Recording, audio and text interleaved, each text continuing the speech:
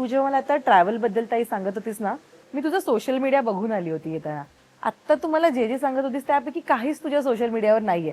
म्हणजे तू हल्लीच कदाचित ऍक्टिव्ह आहेस वाटतं ते म्हणजे टाकायला लागतं नाही तर फॉलोअर्स इंस्टाग्रामवर. कमी. एक्झॅक्टली. सो तू पण नाहीये सोशल मीडिया कारण पर्सन. जर नाही, I am not at all a Not, social okay. Media person. मी तुला कुठच्याच पार्टीत नाही दिसणार. जर आपल्या या अशा फिल्मी पार्ट्या असतात, you will never find me unless right. मी ती होस्ट करते. करते हा. म्हणजे काहीतरी अँकरिंग बिंकरिंग हा. असेल तर मी असेन, अदरवाईज कुठच्याही प्रीमियरला नाही दिसणार.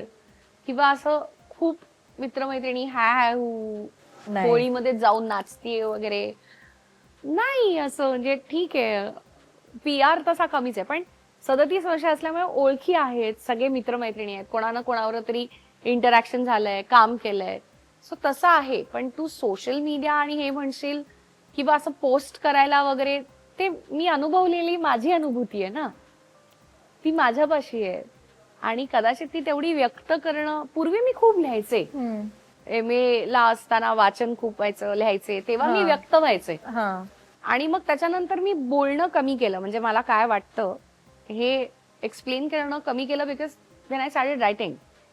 आणि आता एका पॉइंट नंतर ते रायटिंगही बंद झालं आणि व्यक्त करणंही बंद झालं. ते जी अनुभूती आहे ती माझ्यापाशी आहे ना, माझ्याकडे आहे. आता तू मला सांगितलंस की तू युरोपला काय केलं होतंस, तर मी लगेच तुला सांगेन. मी बाबासाहेब पुरंदऱ्यांबरोबर गेले होते 8 जुलै 2010ला.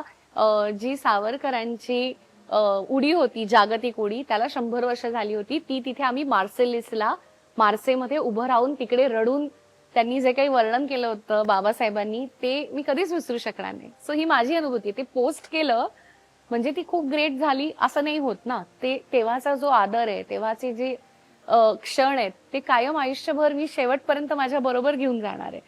किंवा म्हणजे मी आता तुला जस्ट सांगतेय हे, किंवा G20 जो प्रकार होता, तर त्या G20चे 3 मुंबई, पुणा आणि छत्रपती संभाजी महाराज नगर, ते 3 मी होस्ट केलं. मी इंडिया रिप्रेझेंट केलंय G20ला. सो ती माझ्यासाठी केवढी मोठी मोमेंट होती की तुम्ही तुमचं भारताचं प्रतिनिधित्व करताय.